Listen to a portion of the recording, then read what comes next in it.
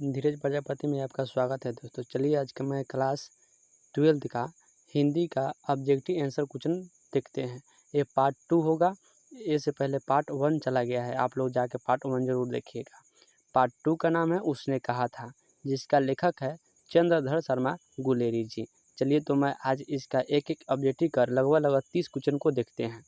पहला number question है, उसने कहा था कहानी कब लिखी गई? प्रथम विश्व युद्ध के तुरंत बाद लिखी गई।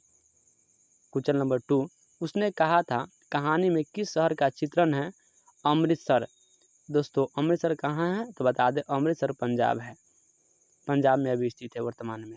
उसने कहा था कब प्रकाशित की गई? 1915 ईस्वी में। लहना सिंह के गांव का क्या नाम है? माझे। क्वेश्चन नंबर 5, लहना सिंह के मामा कहाँ के रहने वाले थे? अमृतसर। दोस्तों अभी हमने पढ़ा है अमृतसर कहाँ है? पंजाब में है। लहना सिंह के भतीजा का क्या नाम था? तो लहना सिंह के भतीजा का नाम कीरत सिंह है। लहना सिंह किस पद पर थे? जमादार के पद पर थे। सिख रायपुर के जमादार के पद पर थे लहना सिंह। अमृतसर में लहना सिंह के कौन थे? तो उनके मामा थे। लहना सिंह की मृत्यु किसकी गोद में हुई? वजीरा सिंह की गोद में इसकी मृत्यु हो गई थी। क्वेश्चन नंबर 10, पलटन का विदूषक कौन था? तो पलटन का विदूषक वजीरा सिंह था। दोस्तों बता दें विदूषक किसे कहते हैं? तो विदूषक उसे कहते हैं, आप देखे होंगे नाटक में जो जोकर टाइप का करता है ना, जोकर टाइप का, वही उसे विदूषक हम कहते हैं। लहना सिंह किस कहानी का पात्र है? उसने कहा था कहानी का मुख्य पात्र लहना सिंह है। बचपन में लहना सिंह लड़की से बार बार कौन सा प्रश्न करता था? तो वही लड़की से बार बार पूछती थी कि तेरी कुरमाई हो गई है। दोस्तों कुरमाई का अर्थ होता है सगाई, विवाह, ये होता है कुरमाई का अर्थ होता है। लहना सिंह सूबेदार को वापस बुलाने के लिए किसे भेजता है? तो वजीरा सिंह को भेजता है वापस बुलाने के लिए। क्वेश्चन नंबर 14, लहना सिंह का सिर अपनी गोद में लेकर कौन बैठा था? तो लहना सिंह का सिर जो अपनी गोद में लेकर वजीरा सिंह बैठा था। सूबेदार हजारा सिंह के लड़के का क्या नाम था? तो बोधा सिंह था। भारतीय सिपाहियों का किसके साथ जंग हुआ था? जर्मनी के साथ जंग हुआ था। जर्मन पलटन को किसने मार गिराया? तो लहना सिंह ने ही मार गिराया था जर्मन पलटन को। क्वेश्चन नंबर 18, सिख राइफल के जमादार लहना सिंह का नंबर क्या था? तो दोस्तों उसका बटालियन नंबर 77 था। अगर आपने हिंदी सही रूप से पढ़ा होगा तो आपको एक एक क्वेश्चन सब आपको याद आता होगा। सरकार ने सूबेदार को जमीन कहाँ दी? तो लायलपुर में सरकार ने सूबेदार को जमीन दिया था। गुलेरी जी का जन्म कहाँ हुआ था? तो दोस्तों गुलेरी जी का जन्म राजस्थान के जयपुर में हुआ था।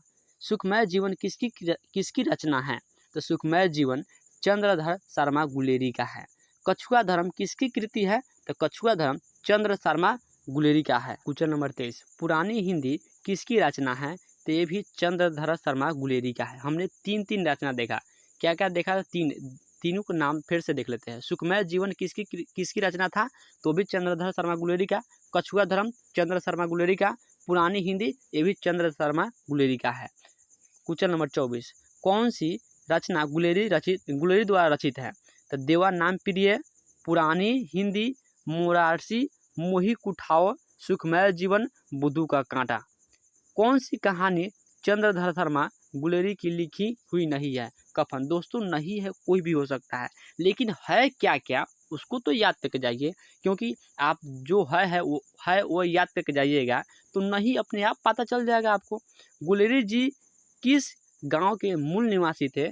तो वो गुलेर के ही मूल निवासी थे गुलेरी जी। क्वेश्चन नंबर 27, कहानी के एक सारांश संक्षिप्त में भागों में विभक्त है। आप लोग ध्यान से सुनिएगा इस कहानी में क्या कहा गया था। 5 दृश्य में भागा हुआ, जैसे 5 का नाम था। उसने कहा था कहानी जिसका लेखक था चंद्रधर शर्मा गुलेरी जी। चंद्रधर शर्मा कहानी में किस क्या क्या है कहानीकार है? इस कहानी में गुलेरी जी ने अपना कहा था मनोरंजन प्रकार की कहानी को लिखा है। प्रधान इस कहानी की शुरुआत 2 मुख्य पात्रों ने 8 वर्षीय लड़का और पुत्र की रक्षा के लिए 12 वर्षीय कहा था लहना सिंह को कहा था। 8 वर्षीय लड़की और 12 वर्षीय लड़का के बीच बातचीत से शुरू होती है। ये दोनों सिख धर्म के थे जो अमृतसर के बाजार में एक दूसरे से मिल जाते हैं।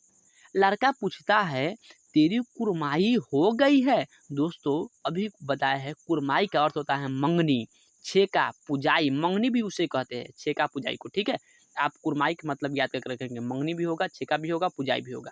हो गई है। ये पूछता है लड़का, लड़की का जवाब आता है धत। यह प्रसंग लगभग 1 महीनों तक चलता है और आखिरकार खींचकर लड़की ही कह देती है कि हाँ हो गई है। देखते नहीं रेशम से कारा हुआ रेशमी सालू। इस प्रसंग को यही छोड़ दिया और देखिए 25 वर्ष बाद विश्व युद्ध के समय फ्रांस का वर्णन करते हुए, जिसमें वही 12 वर्षीय लड़का अब लहना सिंह है। कौन है? लहना सिंह है, जिसका पलटन नंबर 77 का जमादार है। 8 वर्षीय लड़की वही सूबेदार हजारा सिंह की पत्नी है। विश्व युद्ध में फ्रांस की ओर से लड़ने के लिए पलटन नंबर 77 को बुलाया गया। सूबेदार के कहने पर लहना सिंह उनके घर से होकर गुजरने वाले थे। सूबेदारनी लहना सिंह को पहचान गई और उसे अंदर बुलाया गया। सूबेदारनी ने 25 वर्ष पहले अमृतसर की बातें याद दिलाई। किसको? लहना सिंह को। और रोते हुए अपने पति सूबेदार हजारा सिंह तथा पुत्र बोधा सिंह की रक्षा का भार लहना सिंह पर सौंप दिया। लहना सिंह ने वचन पूरा करने के लिए कसम खाई। युद्ध का समय आया। लहना सिंह अपने वचन पूरा करने के लिए जर्मन सेनाओं से लड़ता रहा। उसे 2 गोलियां लगी। फिर उन्होंने सूबेदारनी के लिए संदेश भेजा कि उसने जो कहा था उसे मैंने पूरा कर दिया। लहना सिंह की मृत्यु हो गई। अपने मन में मधुर प्रेम के प्रति इतना समर्पण ये शायद ही कहीं संसार में देखने को मिलता है दोस्तों। क्योंकि सूबेदार लहना सिंह जो है ना, वो सूबेदारनी से बहुत प्यार करता था दोस्तों। इसीलिए उसकी बात को मरते मरते दम तक उन्होंने निभाया। उन्होंने कहा था कि मेरे पति को और मेरे पुत्र को रक्षा करना, मुझे वापस दिलाना। और ऐसा ही हुआ दोस्तों, ऐसा ही। हाँ तो दोस्तों, मैं इस पार्ट का ऑल ऑब्जेक्टिव जितना हो सका उतना ऑब्जेक्टिव सही निकाल दिया है। आप इसे एक ऑब्जेक्टिव कर याद करते रहेंगे, सुनते रहेंगे और एग्ज़ाम दे के आएंगे। एकदम गारंटी के साथ कहते हैं कि आपका 90% मार्क्स आने में कोई नहीं रोक सकता है। आप सिर्फ ध्यान से हिंदी को ध्यान से पढ़ते जाएंगे, या आर्ट्स हो, कॉमर्स हो, साइंस हो, ये तीनों स्टूडेंट्स इस वीडियो को ध्यान से पढ़िएगा दोस्तों, और आपका रिजल्ट कोई नहीं रोक सकता है। हाँ, सिर्फ मन लगा के आपको एक बार वीडियो को ज़रूर सुनना है दोस्तों। जय हिंद, जय भारत दोस्त।